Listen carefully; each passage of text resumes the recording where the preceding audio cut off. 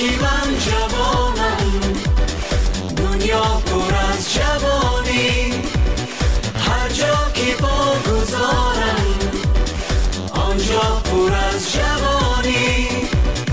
حالا که من جوانم، دنیا پر از جوانی، هر جا که بگذارم آنجا پر از جوانی. سلام بیننده های عزیز، شما این لحظه با برنامه دنیا پر از جوانی است همراه هستید. ما در برنامه با جوانان سازنده و موفق که آینده ساز این دولت و ملت عزیزمان هستند آشنا خواهیم شد. اصلا جوانی این نیرو هست، این موفقیت است. امروز جوانان ما به سن کمی خود نگاه نکرده مسئولیت های بزرگی را بر دوش دارند. آنها الکی به آرزوهای خویش عمل کرده ایستاده‌اند. پس با ما بمانید تا با دنیای جوانی آن جوانانی که امروز موفق و سازنده هستند آشنا گردیده باشید.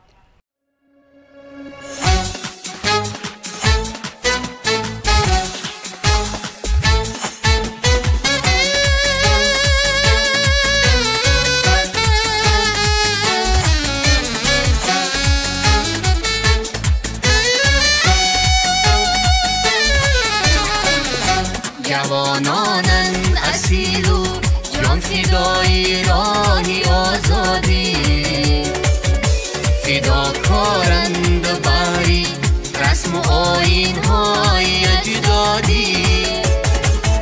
چو آنها نورسان و کودکان در عالمی شادی، بوند آینده نسلی استواری رشد و آبادی. چو آنها نورسان و کودکان در عالمی شادی، بوند آینده نسلی استواری رشد و آبادی.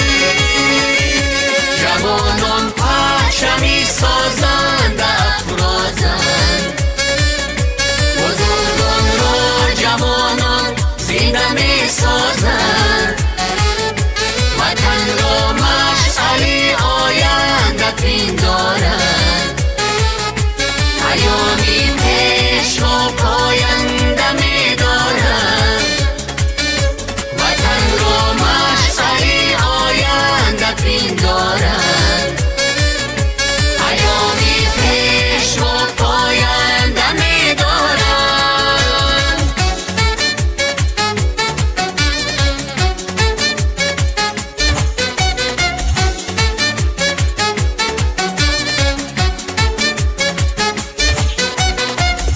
جوانانی وطن گنجی، جوانی قدر باید کرد. جوانی را سعادتمند همچون صدر باید کرد. و صلح کشور و امن و امانی فخر باید کرد. و ارزش های نیکیمو رمزی در باید کرد. و صلح کشور و امن و امانی فخر باید کرد. و ارزش های نیکیمو رمزی در باید کرد. جوانان پرچمی سازند افرازند، بزرگان را جوانان زنده می سازند. وطن را مشعل آینده پندارند، پیامی پیش و پاینده می دارند.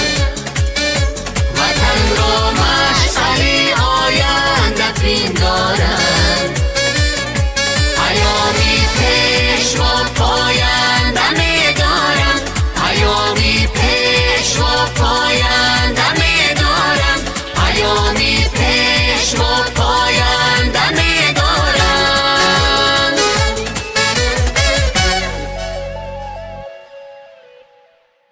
هر جا که بگذارم آنجا پر از جوانی. بیننده های عزیز، قهرمان نوبتی برنامه ما هستند جوان دختره که با جوانی خود نگاه نکرده امروز کسب بزرگ پرشرف آموزگاری را پیشه کرده است و به ذمه خود این رسالت پرشرفی آموزگاری را دارد. بیایید همراه با هم میبینیم که چگونه از عهده این کسب پرشرف برمی آید.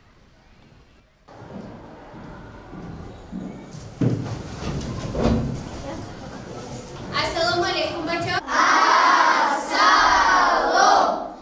السلام استاد اولادی بشر، تربیتگر هم عزیز و معتبر. جوانی دوره جستجو، آموزش و سازندگی است. وقتی که این جوانی با مهنت، صداقت و دانش همراه می شود، نتیجه های نیک به بار می آورد. فاطمه عنایت زاده یکی از همین گونه جوانان فعال و با معرفت می باشد. او امروز همچون آموزگار فن زبان و ادبیات تاجیک فعالیت می کند. با محبت زیاد به کسب و حس بلند مسئولیت هر روز سعی می نماید که دانش خود را به خوانندگان آموزاند و نسل نورس را تربیت نماید. فاطمه کوشش می کند که هر درسش نه تنها آموزنده بلکه شوق‌آور و تاثیرگذار باشد. او می داند که زبان مادری آینه ملت است و ادبیات روح خلق. آموزگاران آن مؤسسه او را نه تنها همچون آموزگار بلکه همچون شخص می شناسند که همیشه دستگیر، مهربان و الهام بخش است. عنایت زاده فاطمه یکی از شاگردان بالالیاقت و فعال مؤسسه تعلیمی ما بوده. عین حال در لیسه ما همچون آموزگار زبان و ادبیات تاجیک فعالیت برده ایستاده است.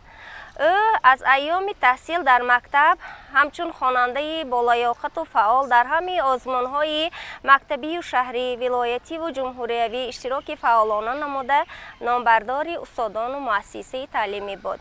او کوشش میکرد که در همه آزمون‌ها با سربلندی به مکتب برگردد.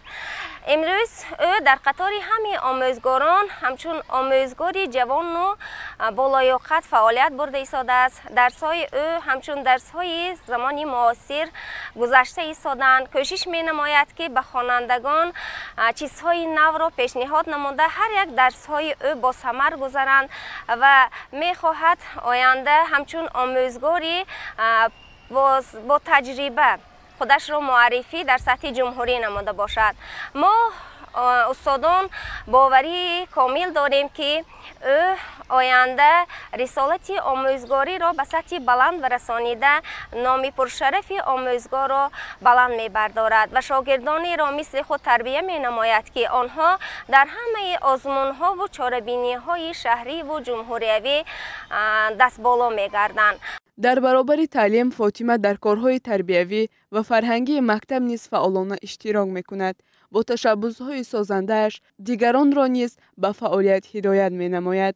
او نمونه روشن جوانی معاصر است، جوانی که با مهنت صادقانه و محبت راستین با زبان، ادبیات و وطن راه فردا را نورانی می‌سازد. درس امروزه ما با ارزش رسید. خیر بچه‌ها؟ استادی عزیزم.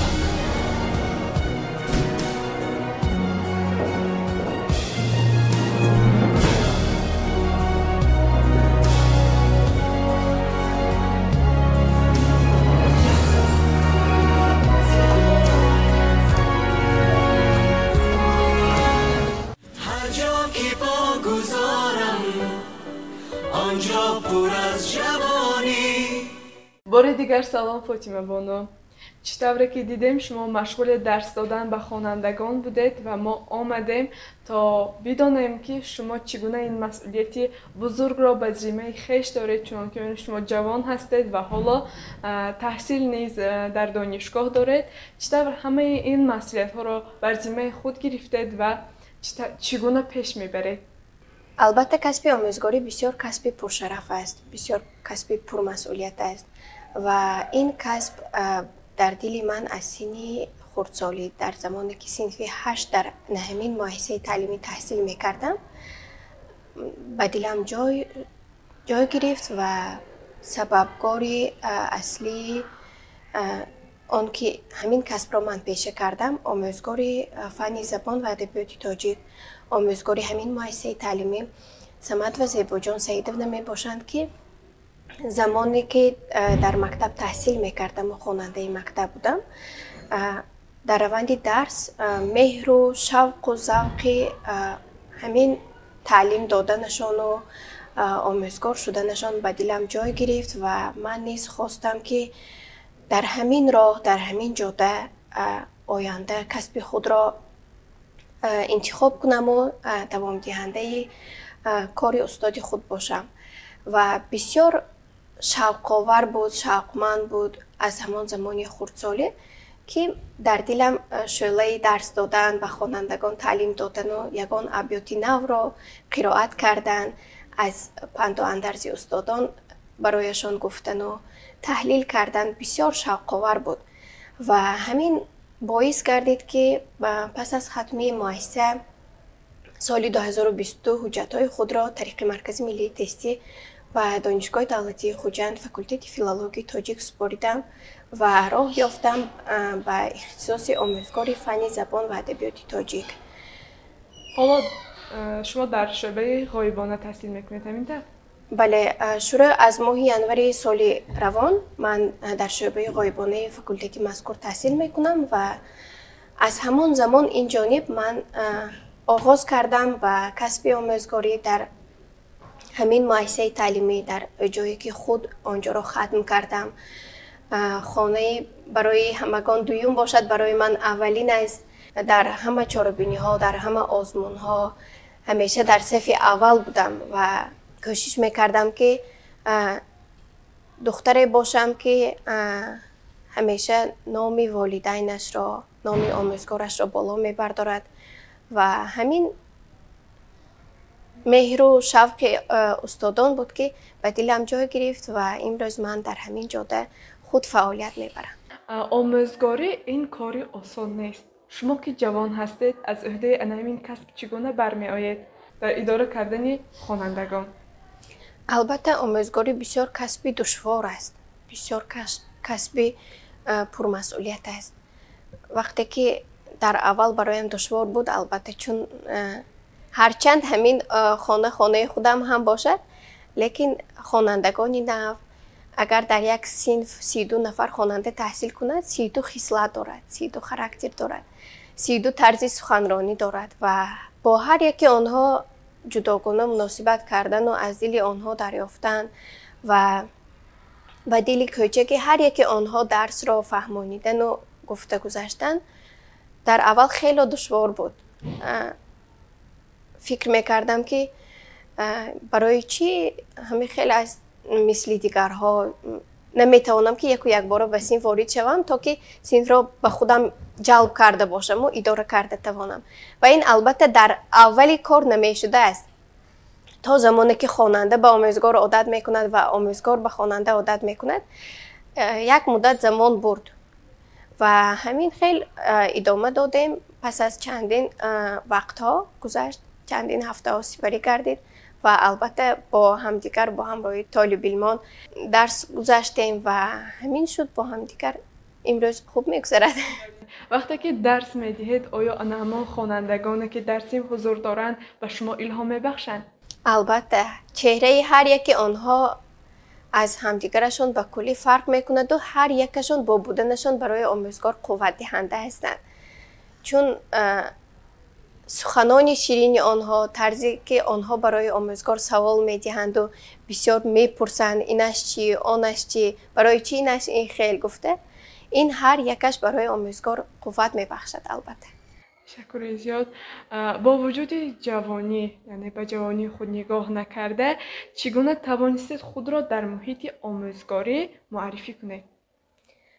البته برای من اندک آسان بود این چیز، چون من که کاری خود را، فعالیت آموزگاری خود را از مؤسسه تعلیمی که خود آنجا را ختم کردم امروز آغاز کردم کارا، برای من اندک آسان بود، چون راهبریت مؤسسه، اهل کارمندان، ماموریت، همه انسانهایی که برای من نزدیک بودند، شناس بودند و محیط برایم سازگار بود و خوشبختم که خوشنود هستم که در مؤسسه‌ای که آنجا را ختم کردم امروز فعالیت را آغاز کردم و محیطی که برایم بسیار دل آشنا است، گرم است.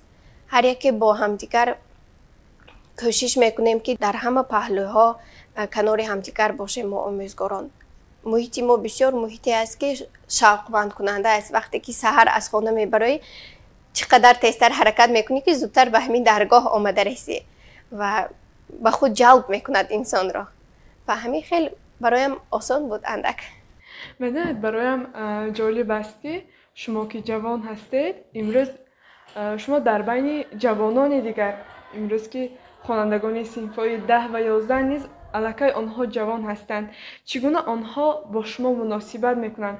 بیشتری از خوانندگان صنف‌های 10 و 11 حتی از صنف 9 سر کرده آنها مرا میشناسند، چون زمانی که من در همین مؤسسه تحصیل میکردم ما همه با قطار همدیگر در چهاربینی‌ها و در آزمون‌ها اشتراک میکردیم و همه از همدیگر آگاه بودیم و بسیار خواننده ها میپرسند که اول نه همچون معلم مرا میشناختند. اولی فعالیت روزهای فعالیت کاری میدیدن میگفتن شما اینجا چیکار میکنید؟ گفته آن نفرانی که به صنفشان تعلیم نمیدیم، درس نمیدیم و گفتم آموزگار شده اومدم همینجا. گفته بعد همین خیلی اندک آهسته همه آگاه شدند که فعالیت آموزگار را سر کردم. همه امروز همچون آموزگار میشناسند. امروز شما را در جامعه نه تنها همچون آموزگار بلکه به مثل یک جوانی موفق نیز میشناسند، چون که آگاه هستم شما در بسیاری از چهاربینی‌های ولایتی اشتراک میکنید و حتی در آزمون‌ها اشتراک کرده سزاوار جایهای نمایان گردید. میخواستم این لحظه برای بینندگانمان نیز بگویید که شما در کدام آزمون‌ها اشتراک کردید؟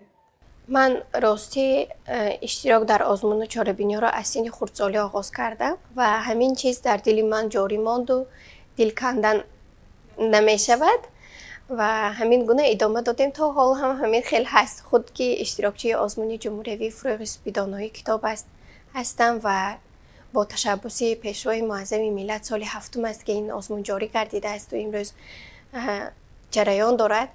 من خود اشتراکچی هستم و باز شاگردان خود را دارم که آنها را به این آزمون آماده می نمایم و آزمون یگانه تکانی بود که در دل من عموما مرا به جمعیت به جامعه آشنا نمود و توسط همین آزمون فروغ سپیدانایی من توانستم که به فاکولته فیلولوژی تاجیک داخل شوم، چون شوق و ذوق کتاب خواندن و محیط کتابخوانی و کتابداری و نشست و خیز با ادبیات دوستان و ادبیات شناسان بسیار برایم محیط جالب بود و امروز من میدانم و خوشبختم هستم که در همین محیط به وای رسیده ایستادم و فعالیت خیش را باز در همین محیط ادامه داده ایستادم. این آزمون نیست به جوانان یک راه موفقیت است که آنها در بین جامعه خود را باز نشان میدهند و یک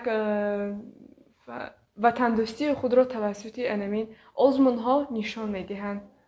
بله چنین است. آزمون بسیار آزمون هایی هستند که امروز در زمان ما برگزار میگردند و سطح سوادناکی و حس وطندوستی و افتخار ملی را در وجود ما بیدار میکنند. بله شما در آینده میخواید این کسب پرشرفی آموزگاری را ادامه دهید؟ البته من چون کسب آموزگاری را که انتخاب کردم نیت دارم در آینده هم ادامه دهم. انتخاب کسب یکی از راه‌های کلیدی پیشرفت شخصیت به حساب می رود. هر آن نفری که میخواهد امروز در جامعه پیشصف باشد و موفق باشد آنچه که در دلش میپرورد و آرزو دارد بخواهم به همان راه رود، به همان سمت رود. چون کسب آموزگاری را که من خود انتخاب کردم من این کسب را دوست میدارم و امروز در همین جاده قدم های خود را گذاشته ایستادم و به همه جوانان گفتنی هستم که هر چی خواهشی که در دلشان هست و میخوان به آن قدم گذاشته باشند و آن کسب را انتخاب نمایند در همان جاده قدم گذارند و استواری را پیشه کنند. برای شما بردباری ها تمنا داریم بگذار که در آینده همچون آموزگاری نکنم و برای خلق و ملت عزیزمان خدمت کنید و در آینده شاگردان خود را به پای رسانید. بیننده های عزیز، جوانان گرامی، شما نیز همچون فاطمه عنایت زاده می توانید کسب خویش را دریافت نمایید و در آینده به وطن و مادر خود خدمت نمایید. هر جا که پا گذارم آنجا پر از جوانی. جوانی یک احساس است، احساس پرواز، احساس ساختن چیزی نوی. امروز در گوشه ولایت سوخت جوانان هستند که با استعداد و کارنمایی خود فردای وطن را رنگ دیگر می بخشند. بخش پاکی جوانی نیست صدای آن همین جوانان است، صدای آنهایی که خاموش نیستند و به کار و پیکار خود هر روز پیامی نوی دارند. در آزمون بین الخلقی روزا وستاک 2025 که از 1 تا 4 می در شهر تاشکند جمهوری ازبکستان برگزار گردید، 4 نفر نمایندگان کشور ما اشتراک نموده صاحب جایهای نمایان گردیدند. زبینیسا از شهر دوشنبه صاحب 2 شاه جایزه هم در آزمون و هم در فستیوال. محمد جان جلیلوف از مؤسسه دولتی کالج صنعتی به نام صادرخان حافظی شهر خوجند صاحب جای 1. مهربان مرادزاده جای 2 از همین مؤسسه و جانبگ رجبov. در شهر خوجند مسابقه دوستانه فوتبال میان بانوان برگزار گردید. در مسابقه 6 دسته اشتراک نمودند که جای 1 نصیب دسته پیشوای ما افتخاری ما گردید. سنه 6 می در باغ فرهنگی فراغتی به نام استاد صدرالدین عینی در دایره چاره‌بینی ها بخشیده به روزی جوانان تاجیکستان، چاره‌بینی فرهنگی فراغتی شامی جوانی تحت عنوان ما جوانانی وطن سازنده با اشتراک جوانان کسب و کار گوناگون دایر گردید. 7 می سال 2025 در قصر ورزش شهر خوجند مسابقه دوستانه باکس بین نورسان و جوانان شهر خوجندی ولایت سوخت جمهوری تاجیکستان و شهر اوچقرغان ولایت نمنگانی جمهوری ازبکستان برگزار گردید. بخشیده به روز جوانان تاجیکستان در شهر خوجند مسابقه آید به تیرپرانی بین نورسان، جوانان و کلانسالان برگزار گردید که در این مسابقه زیاده از 80 نفر دوستدارانی این نمود اشتراک و بین هم سبقت نمودند و اینچنین غالبان صاحب جایزه و دیپلم و مدال ها با تحفه های خاطروی قدردانی شدند. با مقصد پرشکوه تجلیل نمودن روز جوانان، سنه 3 می سال 2025 در شهر خوجند دوی بین المللی بک یاد اولترا تاجیکستان خوجند 2025 برگزار گردید که در آن بیش از 150 نفر ورزشکاران از کشورهای گوناگون امریکا، کانادا، پاکستان، ازبکستان، بریتانیای کبیر، تاجیکستان اشتراک نمودند. در شهر خوجند مسابقه بسکتبال بخشیده به روز جوانان تاجیکستان برگزار گردید که در مسابقه 16 دسته پسران با شماره عمومی 160 نفر و 10 دسته دختران 100 نفر خوانندگان از مؤسسات تعلیمی شهر اشتراک نمودند. هر جا که پا گذارم آنجا پر از جوانی. بیننده های عزیز، چی طوره که میبینید ما الان در بیمارخانه قرار داریم در اتاق دندان پزشک و این لحظه ما میخواهیم با جوانی که امروز سهم خود را برای سلامتی مردم میگذارد صحبت داشته باشیم. السلام علیکم. چنان که دیدیم شما مشغول کار هستید و میخواستم این لحظه با شما کمی صحبت داشته باشیم. اینجا میخواستم بدونم که این مهر پزشکی، مهر دکتر شدن در دل شما چگونه پیدا شد؟ چگونه میل و رغبت بر ساحه طب پیدا کرده؟ من در عائله به وای رسیدم که در خوردم که برادران پدرم دندان پزشک بودن. از همین سبب شوق و هوس نسبت ساحه طب بسیار پیدا شد. و شما برنامه پدر و خویشاوندان خود نگاه کرده ساحه دندان پزشکی را پیشه کرده؟ چون که میدانم در ساحه طب خواندن خیلی کاری مشکل است، یعنی به خود مشکلی ها دارد. برای شما آیا این چیز آسان بود یا نه؟ البته وقتی که کسب رو از تحت دل پیشه میکنی برایت همه کار آسان میشه. یعنی شما دوستدار کسب خود هستید و در وقت تحصیل در دانشگاه نیز هیچ مشکلی برای شما پیش آمده است. تشکر زیاد. برای موفق شدن به نظر شما چی مهمتر است؟ دانش، مهنت یا اراده؟ دانش، مهنت، اراده این هر سه به هم دیگر علاقه‌مندند. اگر اراده نباشد دانش آموخته نمیتوانید. اگر دانش نباشد در ساحه طب کار کرده نمیتوانید. یعنی هر سه علمی چیز برای شما مهم است و شما در پیروی علمی دانش، اراده و مهنت کار خود را پیش میبرید. به جوانانی که میخواهند آینده خود را در ساحه طب بینند چه نصیحت میدهید؟ و جوانانی که خود را در ساحه طب دیدن میخواهند نصیحت داده می‌آیم که وقتی که این ساحه را انتخاب میکنند کوشش کنند بسیارتر دانش خود را سرکار دهند. دانش انسان را به قله‌های بلند میرساند. برای سالمی ملت بسیارتر سهمگذار باشند. درست فکر کردید. باید ما جوانان آینده ساز همین ملت باشیم و چنانه که میگویند اصلا آینده ملت سالم در دست شما طبیبان است. همینطور نه؟ برای به موقع امروزه رسیدن بیشتر به شما چه چیز کمک کرد؟ برای رسیدن به موقع امروزه به من البته دستگیری پدر و مادرم و دستگیری استادانم کمک رساندند که به موقع امروزه رسیدیم.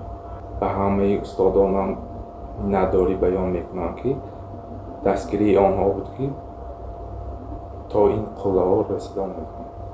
بهترین. در آینده آیا میخواهید این کسب خود را تا به آخر ادامه دهید؟ در آینده میخواهیم که در سلامتی جامعه سهمگذار باشیم. کمی باشدن سهمگذار. بهترین. به شما بردباری ها را تمنا داریم و به کسب و کارتان در آینده موفقیت خواهیم. آنجا پر از جوانی. در میان هزارها اشتراکچیان آزمون مشهور جهانی گات تالنت یک جوانی هندو با هنر نادری خود تمام اعضای حکمان و بینندگان دنیا را به حیرت آورد.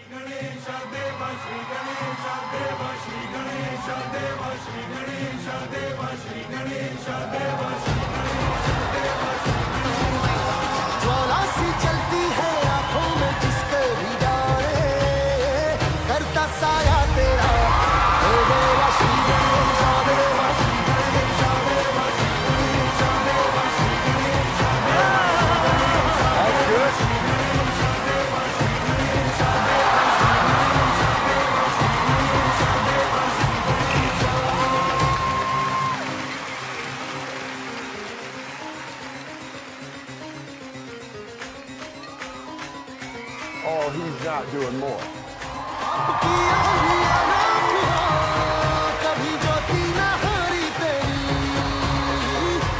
There's water in all of those.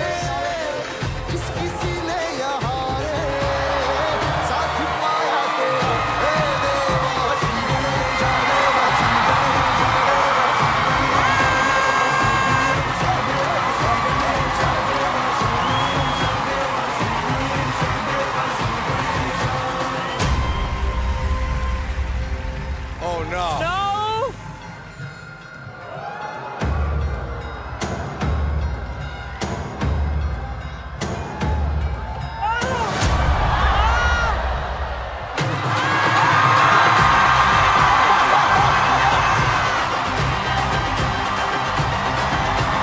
این جوان که از شهری عادی به صحنه بزرگ بین المللی راه یافت با اجرای ناتکراری رقص عنعنوی آمیخته جسارت، حس بلند صنعت در یک لحظه دقت همه را به خود جلب کرد.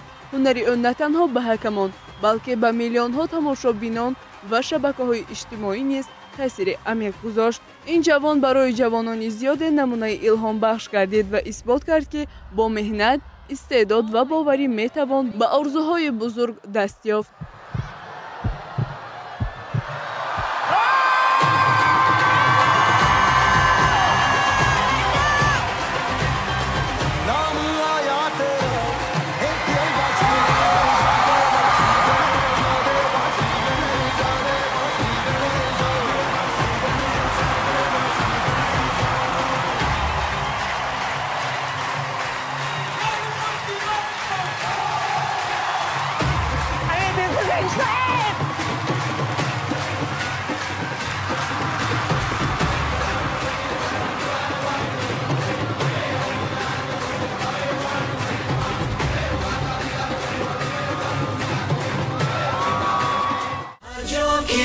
گذارم آنجا پر از جوانی. ما جوانان قلب بیدار وطن، صف به صف هر روز در کار وطن. ما عوض کردن نمی خواهیم هیچ با گل ملک دیگر خار وطن. ما جوانان باید شکرگزار از این وطنی آرام و آسوده باشیم. ما باید شکرگزار باشیم که در چنین وطنی بهشت آسا زندگی داریم و به هر یک نعمت این وطن شکر باید کرد.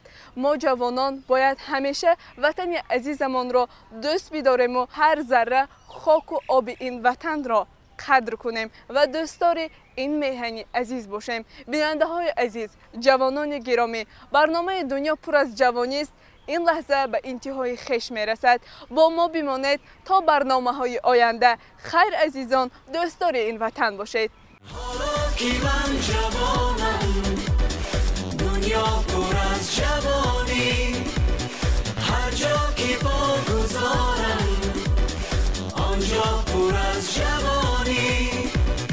حالا که من جوانم، دنیا پر از جوانی، هر جا که پا گذارم آنجا پر از جوانی.